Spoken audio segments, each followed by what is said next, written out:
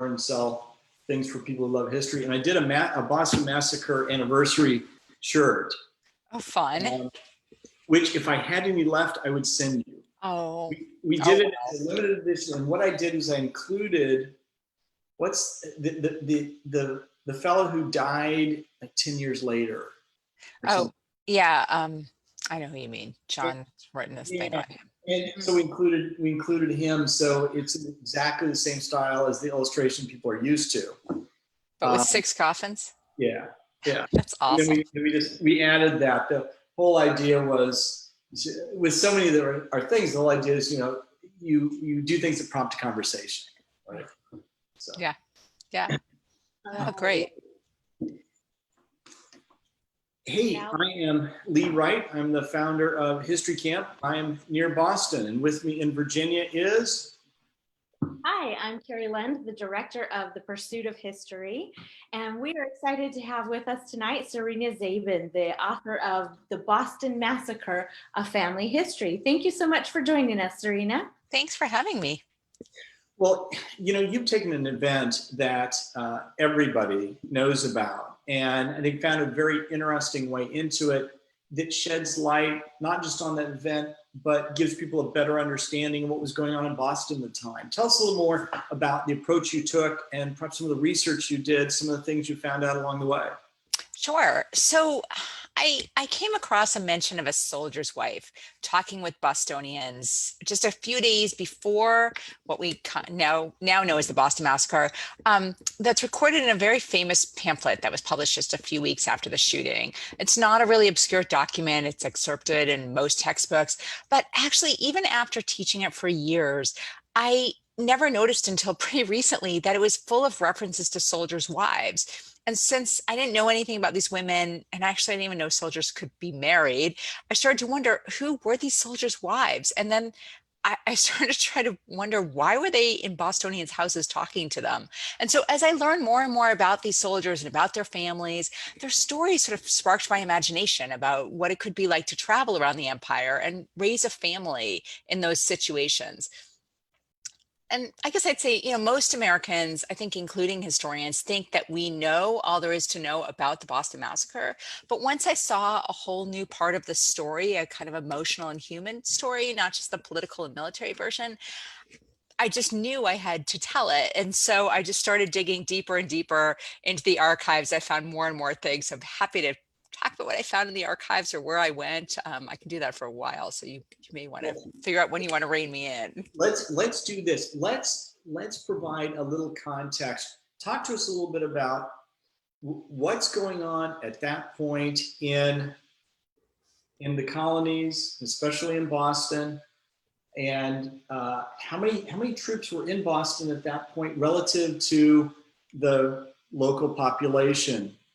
So it sort of depends on what point you're talking, right? But in 1768, when the first troops come to Boston in peacetime, Boston is a town, and it's a town then, of about 16,000 people who are living on a peninsula that's essentially about 1 square mile, right? It's before all the landfill that is now the Back Bay. So it's pretty small. And 4 regiments end up coming to Boston, and I can back up a moment afterwards and say why, but a regiment's about 500 guys. A British regiment of the 18th century is about 500 men, and British Army regiments traveled with families. It's essentially a family institution, and that's pretty much the basis of my book. I mean, that's the factoid that sort of starts it all, which, was a realization that it was not just officers' wives who happened to travel with their husbands. It wasn't even just the 6 women per company that were formally permitted to travel with the British Army by British rules, but actually hundreds of women and children traveled with every regiment. And they also come to Boston. So hundreds of women and children, along with about 2,000 men, end up in Boston. In the months between October 1768 and January 1769. And they're there because there has been a good bit of, shall we say, unrest in Boston. and not really looking like the sort of unrest that we actually all lived through. And I'm happy to talk a little bit about some of those parallels later. But certainly 1768 saw, among other things, the imposition of the Townsend Acts, which are a set of taxes meant to raise some money in the British Empire, for the British Empire more generally. And they're meant to be collected through customs, through imports. And the customs, the head of the customs office actually ends up in Boston. And so it becomes the site of a lot of people's anger. And there are a number of protests and riots. It really all depends on who you are, which one you think it is, that really alarm the governor and actually the customs officials. So they start pleading for troops to keep order. And it's worth remembering that there's not really a police force in the 18th century. Police don't exist. And so really, you have a few constables, you have a little night watch, but really when magistrates or other civilian authorities wanted to keep order, they asked for troops. In fact, there's so many troops that are being sent out during peacetime in 1768, I mean, this is peace, that that the guy who's in charge of distributing troops all around the British Empire is starting to run out of regiments to send, right? Because there's so many. 1760s is actually a time of a lot of upheaval around Britain. There are a lot of protests, there are a lot of riots, and there's a lot of smuggling. And that's the other thing that troops are meant to do. They're supposed to put down riots and they're supposed to curtail smuggling. And so that's exactly what they're asked to do when they come to Boston. But, as we know now, and as people knew then, honestly, using the military as a police force is never really a good idea. And so that, so the anxiety is built in even as they come. Sure. So let's talk just a little bit more about the setting, and then we'll play it forward. So those troops came with, in many cases, wife, perhaps child in tow. Where were they Children. living? Where were they living? That's what you asked. So this is one of the big questions, right? That in one of the big political fights that starts even before the troops show up. Boston has, and for any of you who know Boston, has a lovely space for a little garrison area, a fort that is known now as Castle Island, no longer an island, but was then a actually recently renovated garrison, just renovated for the 7 Years' War. And the selectmen, when they heard that there were troops coming to Boston, which they had not been consulted on, they were really offended by. They said, well, if there are going to be troops, they should be housed in the garrison. That's where troops belong. That's why we built the stupid thing. And so they're pushing to say troops belong there. The governor, who wants troops to keep order, right, who's there, they're meant to be there to put down riots, wants them in the middle of the town. He wants them right in front of his house, really, right? And right in front of his workplace. And he says, what good is it going to be to keep them out on an island, which was not then connected, right? Or you could wade, but it was, it was inconvenient. And so they have a big fight over it because, in fact, the Quartering Act, and I know there are people interested in thinking about the Quartering Act with the story as it is, the Quartering Act was really clear in 1768 that troops had to be housed first in existing barracks. Only if there were no existing barracks could they then be housed in public houses, right? Which is why they're called public houses, but those are in fact taverns, which is not a place anyone's that enthusiastic about putting a bunch of soldiers either. And only if there's not sufficient number of taverns could they be placed in private homes. All right, so it's a lot of steps. And the selectmen said, well, there is a garrison. There's a perfectly good barracks. They can all go there. So there's no need to put them in people's private homes. And if you try, we will cashier you. And they mean it. And so the army sort of compromises and they say, okay, we'll rent space from you. We won't requisition it. We'll rent space from private individuals. So they rent some warehouses right in the center of town that they turn into some community living spaces, we would call them, right, barracks. But they end up renting from all kinds of Bostonians, every spare room they have, every, space shed in their backyard, right? Their soldiers living and their families are living in people's spare rooms. So they end up turning ordinary Bostonians essentially into landlords. So that fight about where they're going to live turns out to be not a political fight, but one that has huge social implications. Fascinating. Now, is this the first time that this many troops, or let's put it this way, when's the last time in Boston's history when there were a fair number of troops in the city?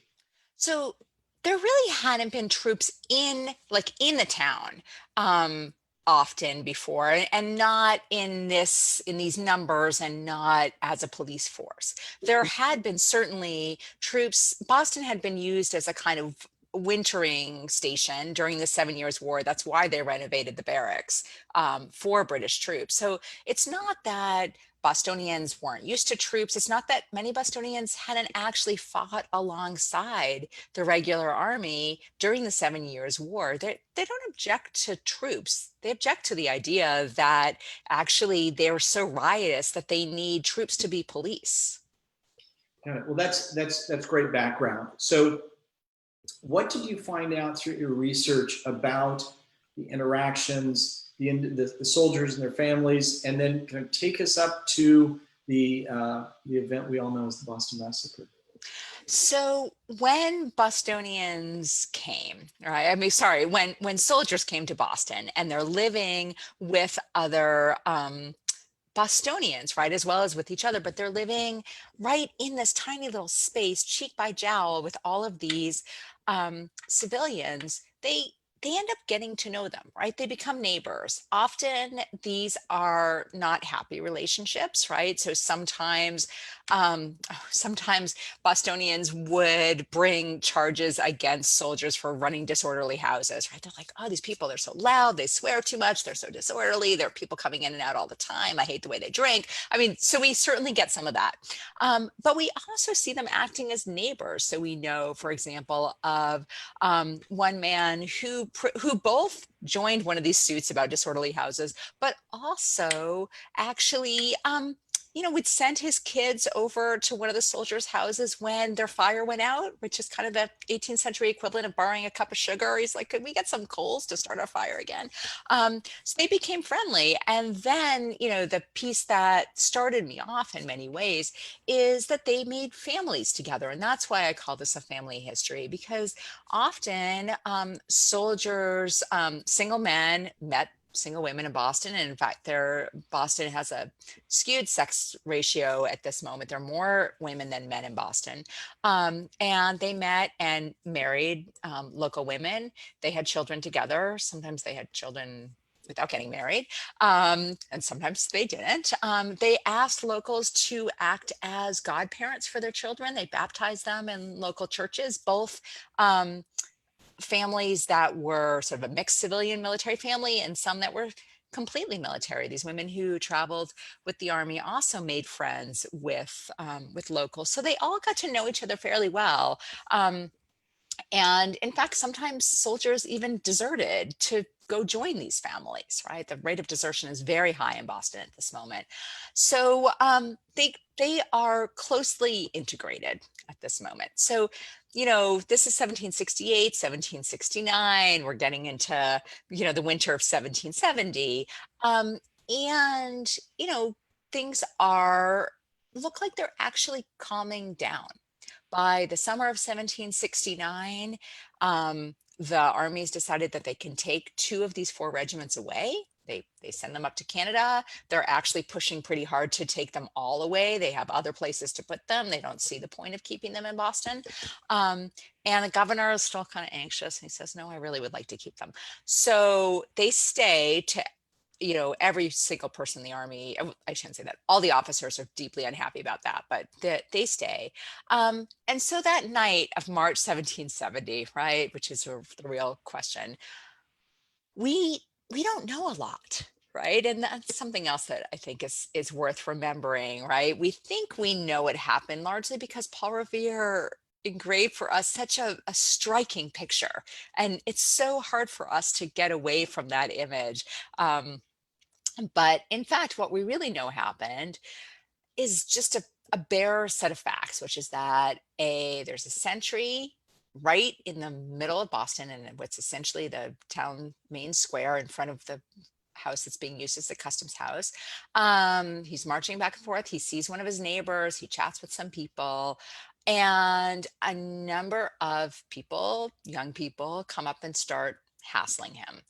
And he gets annoyed, he gets anxious, he calls for some backup. And a handful of soldiers come, led by a captain, and they tell everyone to disperse, and the crowd doesn't disperse, and there's some more jostling. And we have no idea what size this crowd is. Could be anywhere from 35 to almost 300 people. We really don't know. But at some point, all we know is someone yelled fire, and the soldiers fired. And when the smoke cleared, we know that there are people lying on the ground, four of them essentially bleeding out in front of, what is the seat of government. I mean, it was a shocking scene. It was like imagining seeing protesters, or really almost anybody, shot on the steps of the White House, or the Capitol. That's what it felt like. And then other people injured, a number of other people injured, one of them fatally. And that's all we know, right? And we know that when soldiers and civilians looked at each other on the street that night, they knew each other. That's the other thing we know, right? These are neighbors, not strangers. That is so fascinating. Again, the background, providing the whole approach of thinking of this as individuals coming to Boston, families, neighbors, intermarrying, and so forth, as opposed to on this night this event happens, right, as an isolated thing. So tell us more about, do you have more insights into the particular men who were involved and ultimately tried? So, yeah, what do we know about those individual men? We know that, several of them were married, right? One of them to a local woman, right? So he really had been a sufficient part of the community, enough to meet someone and marry her. Another one came from Ireland with his wife and three children. She probably was maybe not the most easygoing person. We have a number of pieces of evidence indicating that her neighbors found her really kind of annoying. But that her neighbors knew her fairly well, right? Again, somebody who was pretty well integrated into that community. And the other soldiers, we don't know a lot about. They're not the kind of young, trigger happy 18-year-olds that we imagine. Their average age is a lot closer to 40, right? And some of them are skilled people, the weavers and tailors, right? And some are unskilled laborers. How interesting. So talk to us more about the research that you did, again, taking this new approach to the Boston Massacre, and perhaps some of the surprising things you found out in your research. Sure. So the book depends on this huge amount of research, most of which I found in tiny little bits in the US, in Canada, in England, and in Ireland. And so I started by just hunting people through all these kinds of archival records. And not very many of them actually identified people as soldiers, or certainly never identified them as soldiers' wives. So what I ended up doing finally was finding a list of all of the muster rolls, which listed then all of the men who were actually stationed in Boston, from officers to drummers and everyone in between. And made that the kind of base of this elaborate relational database. I sort of called it my Rosetta Stone. So once I did that, I could link all these people together on this kind of both visual database, but I also created a digital map to try to figure out where people lived, how they got to know their neighbors, right? So I sort of tried to make sense of it spatially also. And then, there's a lot of specialized knowledge out there about armies and court systems and politics. So I turned all of these little bits into more coherent stories, right? Everything from receipts. I mean, there's all these receipts of how much money the army spent on rations. Well, it turns out when you do the math for that, you can actually see how many women are legitimately being fed, right? And how many children. You have to do a little extra math there because they only get partial rations. And then you start looking at the receipts for the ships that they're hiring. You're like, okay, actually, they just also bought water for another 150 people. What's that about? Right. And so that's where I started being able to really put together how many people were coming. I'm sorry. And you asked me to talk about some of the other fun things I found. I found so many things. I know it's hard for me to stop. You can pull me in. So I think we should hear more. This is, I'm amazed at the detail you went into. One of our other authors, Sam Foreman, who's a physician by training, writing about Dr. Joseph Warren, was able to get a deeper insight on Warren because he read his medical records, something that really had not been relied on before. I think about kind of the long list of things that you've just gone over, from not just the muster rolls, but the ships going in and out, how much was spent, and so forth. Fascinating. So keep going. Tell us more. So let's see. I actually also looked at some of the medical records, which led me to one of the stories that I found kind of most meaningful, which is the story of the woman that I actually opened the book with, a woman named Jane Chambers, who travels from Ireland with her husband and a child. They start in Halifax and they end up in Boston.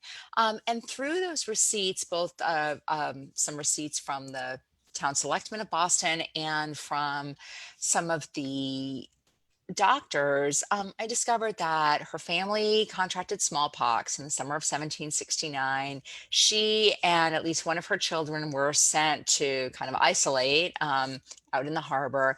And one of her children dies out there and is buried simply as a soldier's child, it's a pauper's burial paid for by the town of Boston, labeled only as this soldier's child, right? Never given a name. She's never acknowledged. But this is a woman that I had traced through all of these records through, 3 countries and all these places. So truly, I was sitting in the Boston Public Library where I found that receipt, and I was in tears. I followed her all those places, and I followed these children, and I saw their baptismal records. And it was I felt I knew Jane. So she had to open my book. How interesting. Now, what time period does your book itself cover? It's pretty narrow. It starts in 1765, right? Not in 68, because I think it's important for people to understand that this isn't just a Boston story. It's sort of somewhat bigger than that. It starts in Ireland. That's where people are coming from. That's where these families come from. And so those troops first leave Ireland in 65 and go to Halifax for a few years. And then it ends, really firmly by 72, but the height of the story, of course, is the shooting and the trial that follows it. But I thought it was worth noting that half the marriages between soldiers and civilians happen after the Boston Massacre, right? That is so interesting. Give us a sense of the magnitude. How many would that have been? So yeah, so there are several hundred baptisms. So there's a lot of those, but the marriages in that show up actually in the court records are somewhere around 47 or 48 that I felt completely positive, right, that these are soldiers marrying, because the church records very rarely identified somebody as, of the 29th Regiment or something. So there are a number of people, named John Brown, who are in, they show up several times in the muster rolls. They show up several times in the church records. It was possible, but I didn't count them, right? Like, unless I could actually triangulate them to something else, unless there was some way to really prove that it was the right person, they didn't show up. So I'm pretty positive that's an undercount. Well, let's talk about a couple of other aspects here. You mentioned Paul Revere's Engraving, which, as I recall, he wasn't the person who actually drew the image originally. Let's talk about that. And then the trial and the decision of John Adams to defend the men. Okay, so 3 things. Let me know if I lose any as we go. So That Revere engraving, yes, right. He did probably, we only know this, from one piece of evidence, but he probably lifted the image largely from Henry Pelham, right, who had drawn it, and then Revere engraved it. So he had to turn it inside out. And when he did that, or backwards, he made some changes to it, right?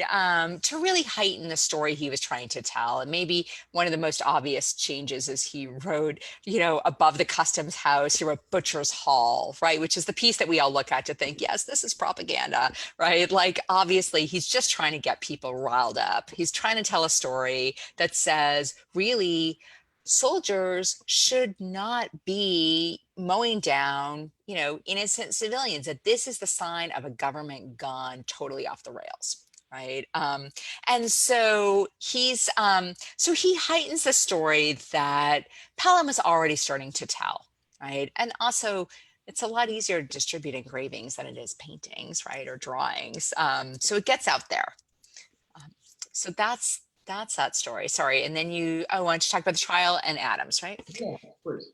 Yeah. So so the trial happens, let's see. So right after the shooting, right? The governor says, quite, I think, famously and eloquently, he says, justice will be done. I'll live and die by the law, right? That we're going to make sure that this is actually going to be a civilian case. This is not going to happen through a private, closed court martial, right?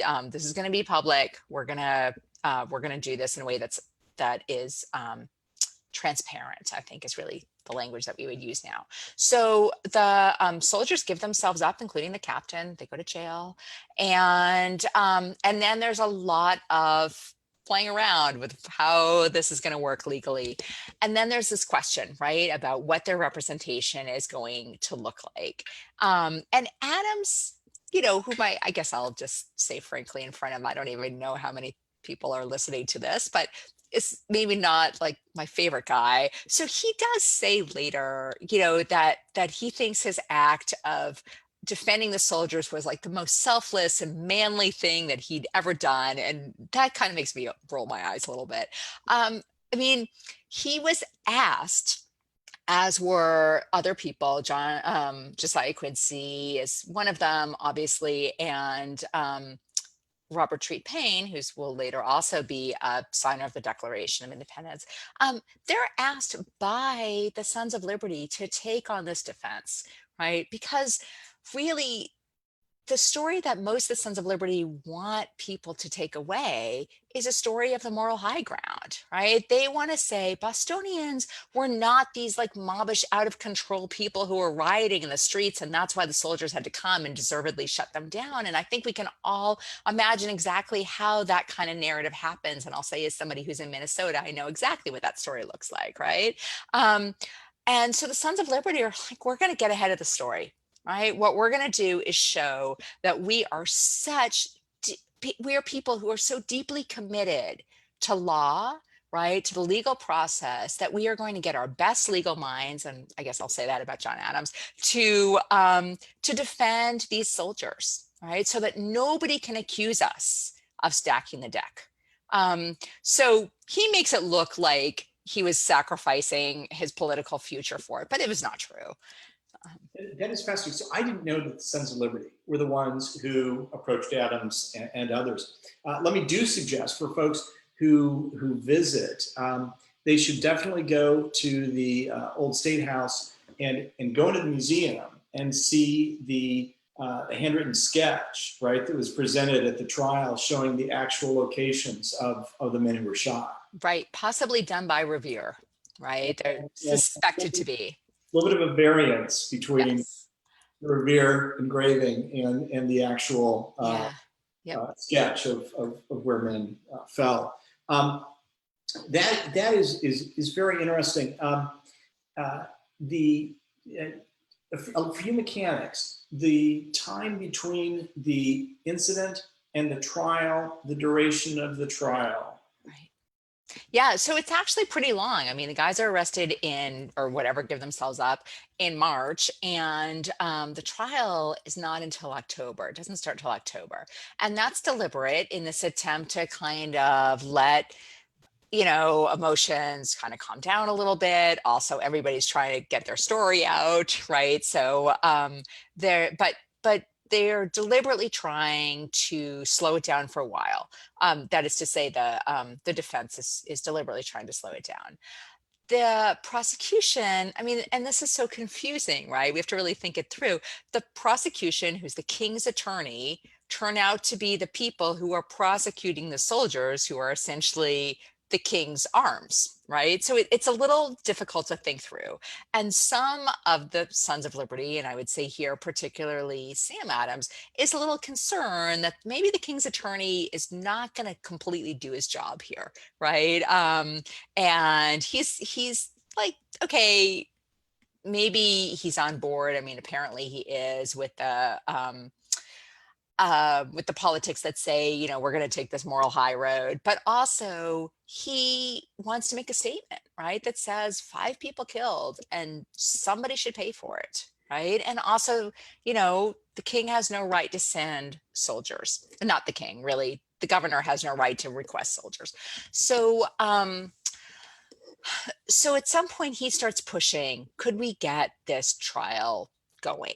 Right. And at some point, the captain in charge is like, oh my gosh, if I have to sit here much longer, I'm just going to rot. Like, he himself is like, I am so bored. I'm so tired of this. Everybody hates me. Let me out of here.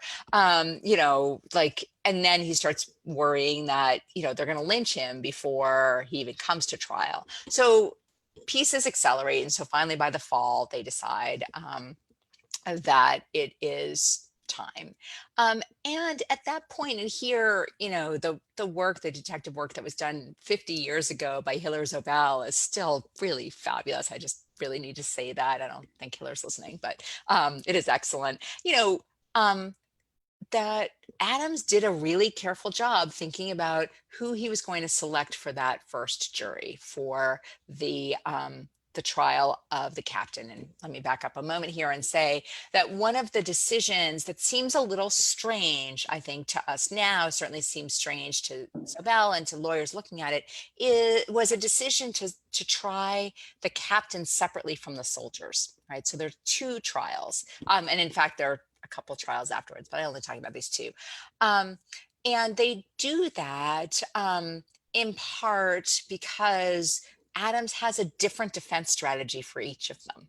Okay, but the soldiers don't see this. The soldiers are really alarmed when they hear that there are going to be 2 trials, because they're like, well, either we're going to plead that the captain told us to fire and we were just following orders, right? Or else what? Right? Like, what other defense are they going to have? So they write Adams a note saying, please don't do this. What are you doing?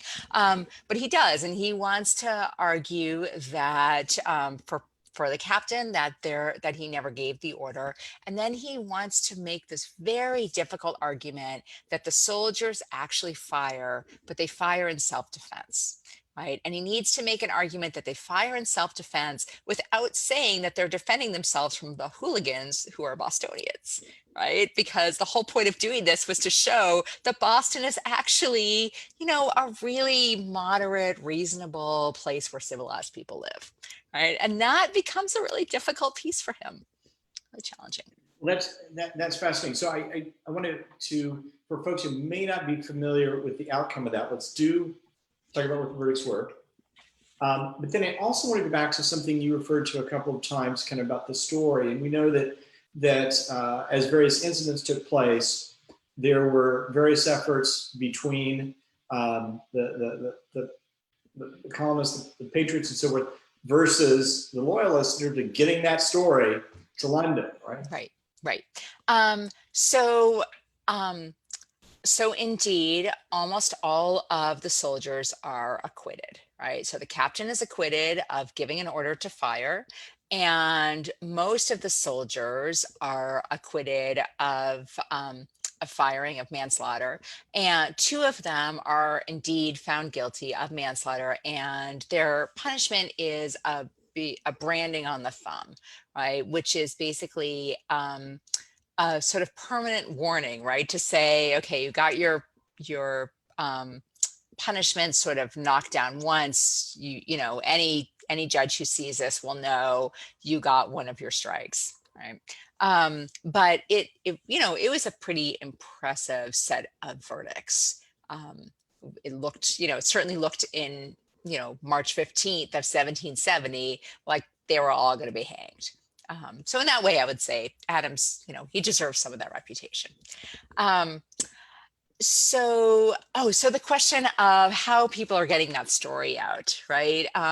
They believe sincerely and strongly in the power of the press, right? And so there are both sides, and the sides are really what I call in my book kind of the government party or supporters of the governor, people who see a need for the governor and what he represents to be supported, right? And the other side, some of them are Sons of Liberty, which is a kind of actual like little club group you had to be a part of, right? And they're supporters whom I call the Liberty Party, right? They think of themselves as people who are making claims to British liberty, that they're losing the liberty that they deserve as Britons. Um, and so both of them publish these pamphlets in which they take depositions from people, from soldiers, from officers, from civilians, about what the relationships were like between Bostonians and soldiers, right? And about basically whose fault it was, right? Who are the aggressors here? And so both stories that they create are really about asking that question, who's to blame? Who started it, right? And the thing I wanted to do in this book was to say, you know, it's been 250 years and we don't know who started it. And maybe that's just not the right question anymore, right? We could ask something more interesting. We could ask something else. And so, you know, once you get away from that question of blame, it turns out those depositions are full of all kinds of other much more interesting information that shows a lot about how well these soldiers and civilians knew each other, right? Not just about the conflicts that they're sort of honed to demonstrate. So I have to ask then, what are those questions, or the question that you think is the one that we should really be asking today? So I think that the question, you know, that really matters here that we should be asking, I think, is, you know, what, how do I even say this? Yeah, I set myself up for that one, didn't I? That we imagine that the question of blame will tell us something about fault and about the differences between one side and the other, right? And I think that the really important question of the book is actually, how do people make connections with each other, right? Across things that look like they are divisions, right? Not how are divisions created, right? But when you start with these two separate worlds, how is it that they can come together? And I think that's one of the other messages for us to think about today, right? We think about ourselves in a world of intense difference and polarization, right? But in fact, we don't have to ask that question, right? About what separates us. That is a very interesting way to put it. Let me ask one other question, and I'll bet we've got some questions from folks who have been watching.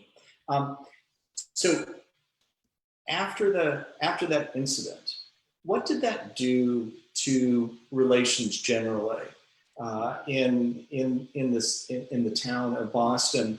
And to what extent did that event, was that another kind of drumbeat leading up to a larger conflict? So I would say right after the shooting, as I said, it was shocking and it was horrifying and people were horrified. Um, But I would say also that people were not surprised. Soldiers shoot civilians in lots of parts of the British Empire, unfortunately, right? And even within 5 years of this, I can think of several other ones just off the top of my head, right? That happened in London. They happen all over the place. Um, and so nobody saw it then as the beginning of the revolution, right? It doesn't look that way. Nobody's talking independence. Nobody thinks in those terms. They're horrified, but they don't necessarily see it as the beginning of something new, right? It comes to have that meaning though as people start to create these documents that are trying to show the story of us and them, right, or trying to tell the story of blame, as Revere starts calling it a massacre, right?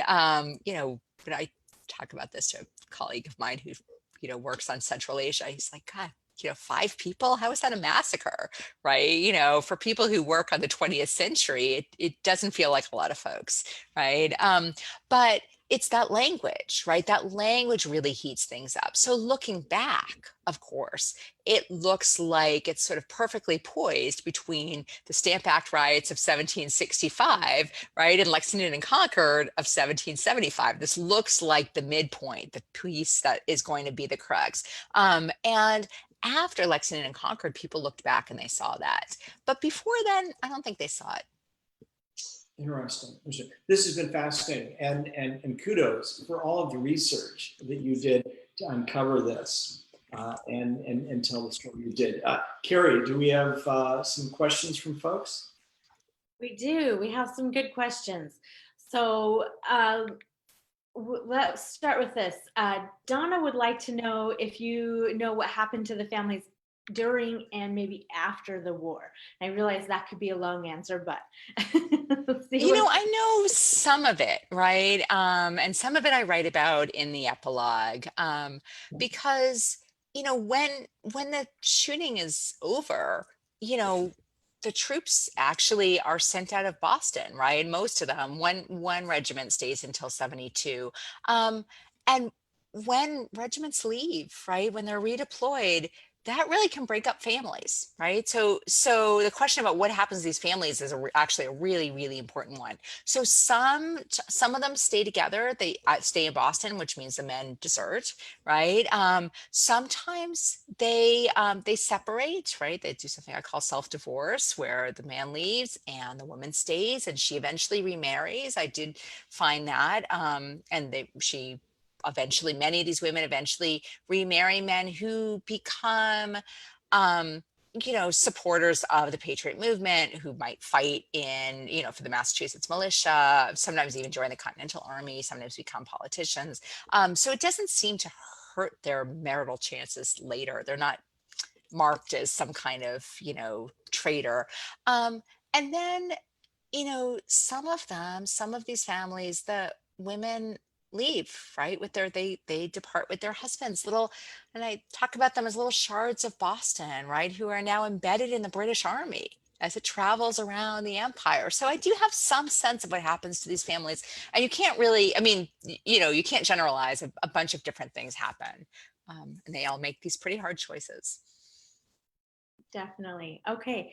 Kevin would like to know, is there another city that this maybe could have happened in if it had not happened in Boston? Yeah, that's really interesting. It's fun to kind of play around with as an idea. I mean, yes and no. Okay, so I'll say this, Kevin, that I could see how it might have happened in a place, like it need to be another urban place, right?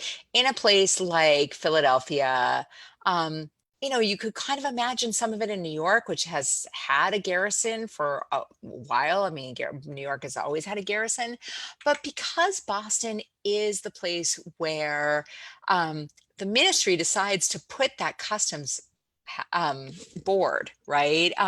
It does become the kind of flashpoint for this hostility. And I think that that's maybe a necessary precondition. Okay, terrific. All right, Simon would like to know how much weight did the quartering disputes starting from 1768 weigh on the minds of Bostonians or British regulars at the time of the massacre relative to job competition and other quarrels that were closer to the run-up of that March 5th event? Right. Yeah. So, I mean, this is a real question, I guess, about like what creates these conflicts, right? And some of it, I think, absolutely has to do with the housing question, because this is a lot of people who are crammed into a very small area, right? So, you're suddenly adding, several thousand more people to a town that's already pretty crammed. I mean, Boston at that point pretty much has the same density that it has right now. Okay. So it's, you know, I would say that that has a lot to do with it. People are living cheek by jowl. Um, you know, that question of competition over jobs is, you know, is one of my favorite ones because it's true. Boston is in somewhat of an economic depression. There are some guys out of work, it's having a hard time recovering. Parts of its industry, and I think especially its shipbuilding industry, is having a hard time recovering after the 7 Years' War. But actually, there's no evidence that the soldiers are undercutting the wages of civilian Bostonians. It turns out, when I went back to try to figure out what's happening there, that this was a claim that was made sort of breezily about 60 years ago by a great historian, Richard Morris, and was picked up and has just been repeated ever since. Morris had no evidence for that. And no evidence really exists. John Bell did a great job of finding, you know, how much actually a rope maker made, right? But we don't actually know that soldiers had agreed to work for less, right? That's just one of those stories that Morris came up with, you know, honestly in the 60s, and it never died as a story. Okay. All right. Adam would like to know, was there a huge reaction outside of Boston to this, or was it mostly localized? Yeah, that's really interesting. It's fairly local. The outrage is pretty local. One of the things that I did, which I loved, I was a blast, is it turns out that the pamphlets that each side publishes, right, about what happened that night, where they take all those depositions, end up actually getting reviewed in London literary magazines. So there are a number of reviews of these pamphlets, right, these book reviews, and mostly people are like, yeah, you know, I don't, those people, you know, like, I don't know what they're getting all fussed about. Like, obviously it's one thing, obviously it's another thing, but really, why are they so upset? So it really seemed to make very little impression, of an impression in London. It seemed not to make a whole lot of impression even on the army, you know, itself. They're like, oh my God, I can't believe this happened. I wish it would go away. And, you know, like in Charleston, it's not really in the papers, for example. It gets a little mention at the time, and that's it. Okay, interesting.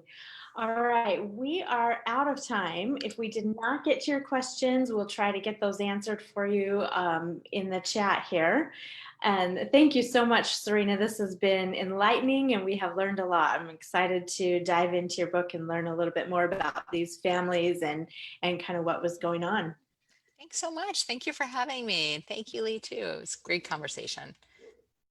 So before we sign off, just a couple of quick reminders. Next week, we will have Ed O'Donnell with us, and he is going to be speaking about the Gilded Age and kind of talking about what was the Gilded Age and answering a question, are we in a second Gilded Age? So that will be an interesting conversation. And then just a quick reminder, we are only about 2 weeks away from America's Summer Road Trip. So if you haven't signed up for updates on that yet, you definitely want to do that at americasummerroadtrip.org. We've got 12 tours that cover all sorts of different history. They're across the country. We've got some really, really neat stuff planned for that. So check that out. And if you would like to buy Serena's book, there's a link in the chat and you can purchase it right there. Oh, thank you so much for joining us, everyone. Have a great night. Thank you. Thanks, Serena. Good night. Thank you.